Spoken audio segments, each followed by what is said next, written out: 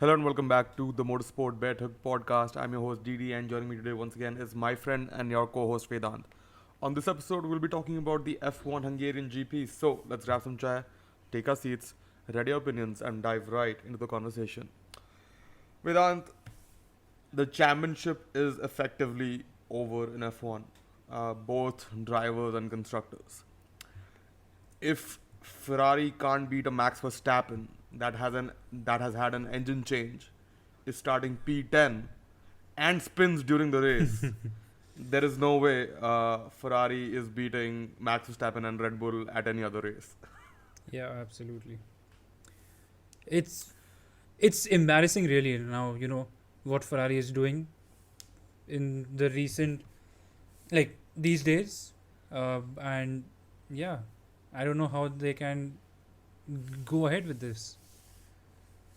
I mean, really, Ferrari is fighting for P2 in the championship now, and Yeah. so is Charles Leclerc, Carlos Sainz, and there is no P1 anymore in either the drivers or the constructors. I think Ferrari is only 30 points away in constructors from Mercedes. Lewis Hamilton has had more podiums, double podium for Mercedes, two races in a Yeah. row, and I mean, it there were two things that happened in the race. We'll talk about strategy, which is obviously the biggest factor, but also it seemed like Ferrari did not have any pace on the soft tires in the last stint, Yep. which was really surprising. They were not, and whereas Hamilton had insane pace on the last stint on those soft tires. But talking about Ferrari strategy, last weekend we were ranting about, or really talking about the strategy call that Ferrari made regarding Carlos Sainz. But today it did not make any sense at all. When the race started and the Ferraris were on mediums, I was like, why are they on mediums? They should be on softs because the hard is not the tire that anyone wants to be Yeah. at. That is something that we have heard all throughout the weekend so far. But Ferrari started on the mediums, and I was like, well, maybe they'll switch. They'll try and overcut and switch to the softs and then undercut during the second stint. But they went to the mediums again and they switched to the hards after that. And then Carlos Sainz had to go long, to avoid the same mistake, which lost him some precious time, but still allowed him to jump Charles Leclerc in the end because Charles did have to make an extra stop because he was not getting anywhere. Whereas on the other hand, Max Verstappen's strategy was to undercut and undercut, and look where he is. We all knew the undercut in Hungary was super powerful, so you need a really short first stint and then two stints just long enough to get you to the end of the race while making sure you don't get undercut by your opponents. So I'm not sure what happened. You start second and third, you should be picking up 1 and 2, 1 and 3, if nothing else. Um, but yeah, it just did not work out for them. And even Lewis Hamilton, what a race did he drive? Qualifying not so well. His teammate got P1 and Lewis Hamilton only got P2. Yeah. P7, and finished P2 ahead of his teammate. So just goes to show how hard Hamilton worked during his second stint to overcut pretty much everyone on pace later on. So it just goes to show, just switching the technical focus on to 2023 for Ferrari will not be enough. They also need to look into why are they making these mistakes on the pit wall, what is going wrong through these processes that they must have, that they're using every race weekend. Uh, and also at the same time, now you can't talk about Red Bull and Ferrari only. You have to discuss Mercedes too, and just the step that Mercedes have made in terms of getting that pace back on their car. Yes, it's not across the board, and maybe Ferrari got caught out a little bit. So did Red Bull. It seemed like, at least up until qualifying, by the changing conditions in practice, and could not get their setup right, which is understandable. But Mercedes are up there. At the French GP, it seemed like they couldn't make their upgrades work, but it seems like they've finally been able to unlock some pace from the upgrades that they brought last weekend. So I think it's a three-way battle now, and starting next season, as a Ferrari fan, all you can hope for is a P3 finish, really, if things keep going on this Yeah. way. I mean, it's like let's say 2017 and 2018 and 2019. All those years when even Seb Vettel was fighting for the title, and Mercedes were the fastest, just like Red Bull right now. and Ferrari was second, just like, well, Ferrari right now, and Mercedes and Red Bull were third, just like Mercedes right now. And the leader was flying ahead, and then the second and third teams were fighting for that third step on the podium and that occasional win, right? So yeah, I think for qualifying for Lewis Hamilton, his DRS didn't work, and who knows, had it worked properly, he could have qualified way better than he did, and he could have disrupted Yeah. the Ferrari 2-3 as well, right? And his race would have been much easier, and he could have, like, obviously his strategy would have been different in the race then, but it could have been a great result nonetheless. But yeah, I mean, talking about Ferrari, well, I don't want to talk about Ferrari, but we have to, right? And as I said at the start of the podcast, it's embarrassing because, And it, yeah, I mean, yeah, sorry, it's go ahead, like, even if Ferrari win a race, like we saw in Silverstone, right? Uh, sorry, Carlos Sainz did win the race, but the talk of the town was Ferrari's strategy. Like, they botched Charles Leclerc's strategy, right? And yeah. that will be the theme all throughout the season, because that has been the theme throughout the last few years with Ferrari. In 2020 and in 2021, it didn't like strike out that much because they were not fighting for the wins. But I'm pretty sure that they made some grave mistakes, and Yeah. now that they are fighting the championships, well, they were fighting for the wins and championships, it struck out. But yeah, Red Bull are in controlling position right now. They are they're 100 points ahead of Ferrari in the constructors, and Max Verstappen is, I don't know, way ahead of Charles Leclerc and Carlos Sainz in the drivers' championship. So yeah, I mean, we were marveling at how, Ferrari managed to finish what, P2 and P4 in Monaco after starting Yeah. P1 and P2, and now Ferrari managed to but they lost to drivers who were starting, P3 and P4. So whatever, they botched the strategy. It was still a bad call, whatnot, right? Changeable conditions, no changeable conditions today, and Ferrari lost out a double podium. Let's not Double say podium, P1 yeah. P2, but a double podium to to drivers who started P10 and and P7, spun. and Charles Leclerc finished behind the driver who Yeah. started P11, Yeah, Perez. So I am not sure how that happens,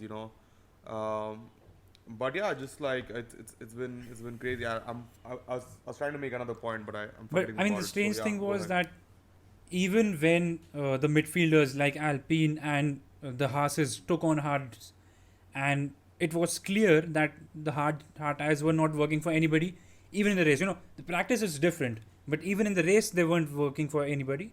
And even then, Ferrari took on hards after 7 to 10 laps after Alonso did. So they had a proper amount of data for choosing that, right? And they made their mistake. And when you see a team principal walk away from the pit wall and into the motorhome, it's a dark day in the team's history. Not just the season, but the team's history, I believe. So yeah. That might be a little But I too mean, dramatic, but sure. anyway, if Ferrari, like, they were trying to get back on top of Formula One and get back to winning ways and whatever.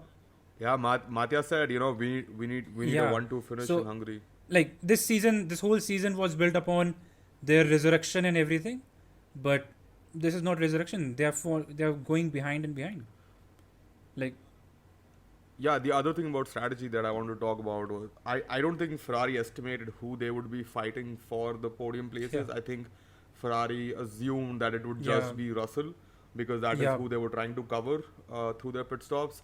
And I don't think they clocked the fact that Perez and Max would make such a huge impact on the race, both And through even their pace Lewis and Hamilton. strategy.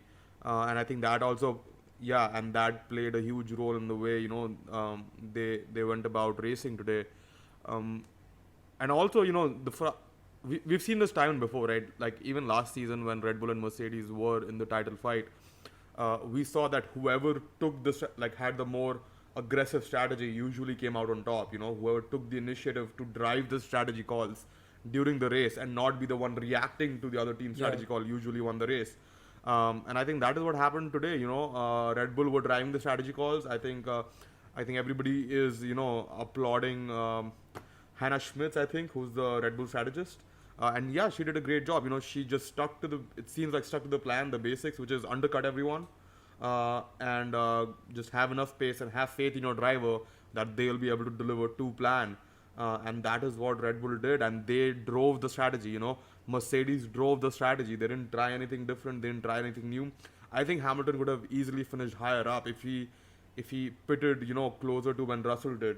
I think they waited 2-3 Yeah. laps before pitting Hamilton, especially during the first round of stops. If Hamilton had the same undercut strategy instead of the overcut strategy, he might have been up there. Obviously, in that case, too, he would have not finished any higher than second. But either way, it worked for them, and then Ferrari just backed themselves into a corner. So, yeah, I mean, definitely a lot to think about for the Ferrari pit wall, especially like doing such short stint. Like the first stint On the was really mediums, short exactly. on the mediums, which Yeah. did not really make sense. If they were going to go medium hard, then they might as well have shortened the stint on the hard to reduce time lost at the end, and done like 60 laps on two pairs Yeah, of and mediums. I mean, firstly, Ferrari has an old habit of reacting to other teams' calls and covering other teams' calls. I like 2012. Nee, was it 2010? 2010 Abu Dhabi Grand Prix when Fernando Alonso was asked to cover Mark Webber for some reason, right? But anyway, Yeah. what I was trying to say is that Red Bull were in a compromised position after qualifying, right? They were starting P10 and P11. They were under pressure. They were potentially losing 20 odd points.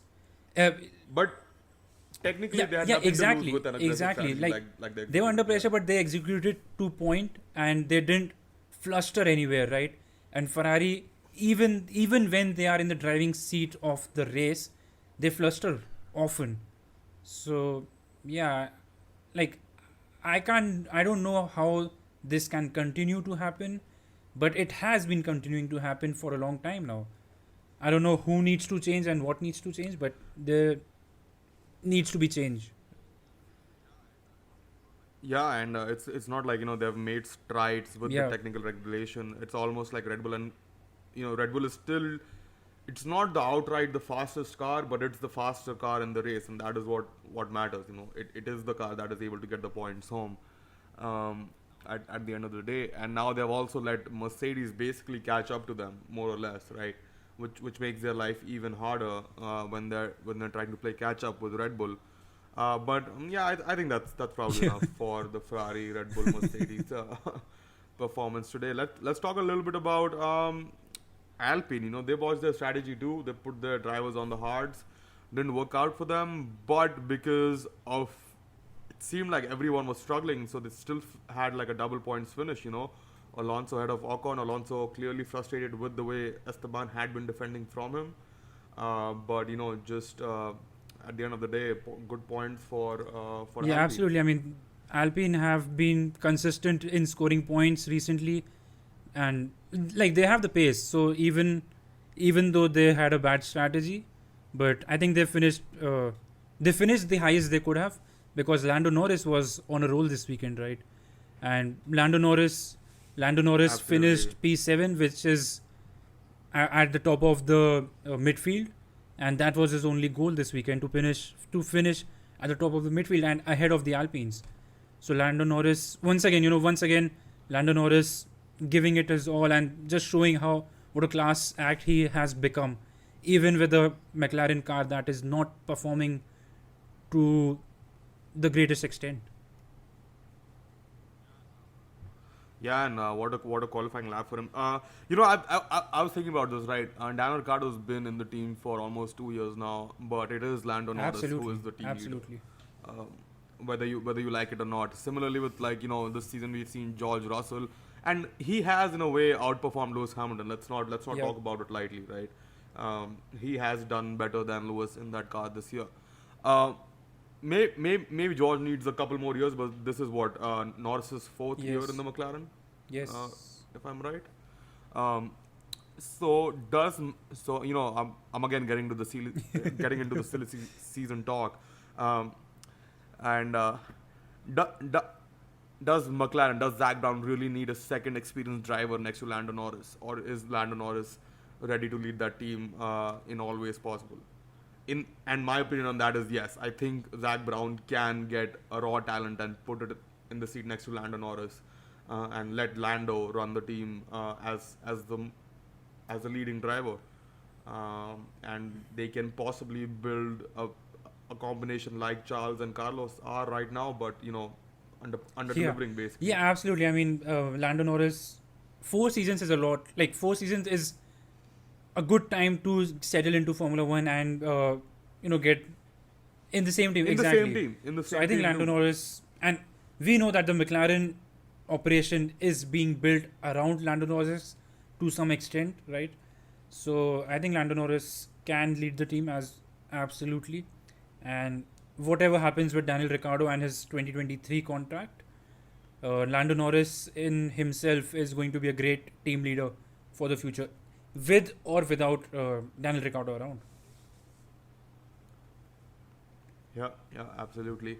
And last but not least, Sebastian Vettel scoring a solitary point. I don't know what happened there. Stroll was leading, and it seemed like Stroll let Sebastian Vettel go, but they never swapped places back. So I'm not sure what happened there with Seb Yeah, and I Lance. think they were trying to Um, chase someone down to, get the overtake. Yeah. I think it was Bottas. So yeah. that's why Stroll let him by, and then Seb probably got the overtake and got the point. I missed the end probably, because I was probably. But Lance did watching finish a bit of P11, Formula I E think, at the time. I think. Yeah.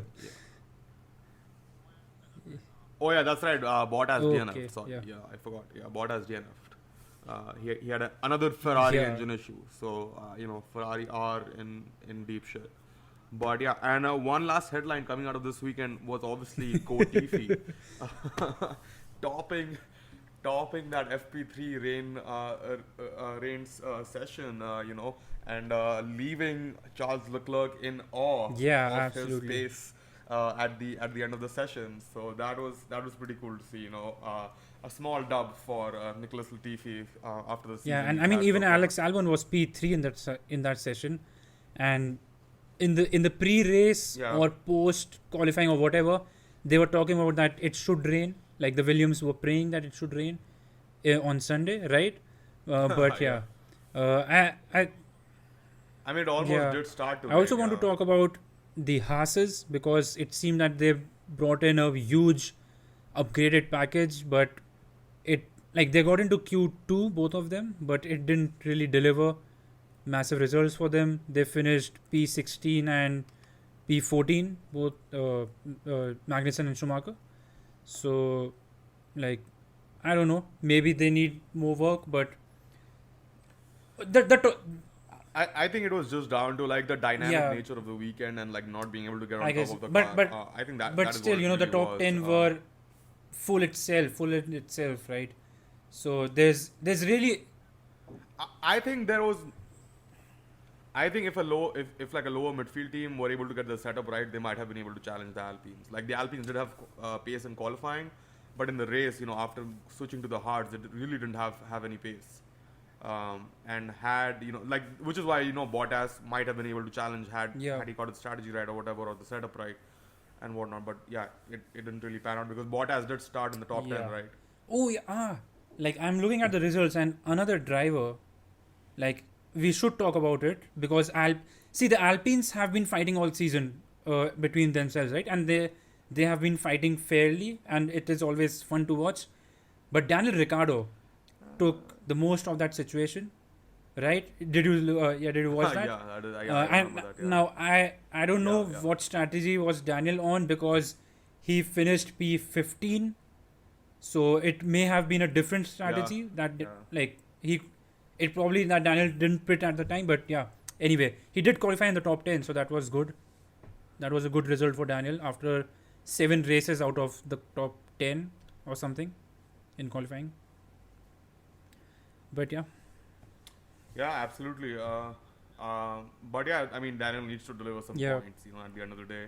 if he's not delivering points, it's not going to get him anywhere, regardless of where he's. Oh yeah, qualified, really. Daniel collided So, with Stroll, yeah. right? Daniel hit Stroll when Yeah. Stroll was trying to overtake him, or something like that. But yeah, yeah, Yeah, that's right. Yeah, something like that. Yeah. A lot happened in the yeah, first couple laps, and then it was just disappointment from there on, as a Ferrari fan. absolutely.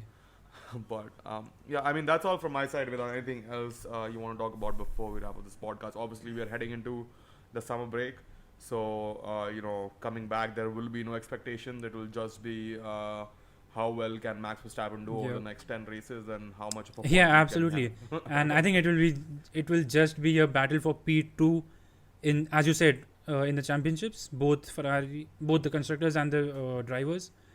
But yeah, I guess, I mean, it's the summer break.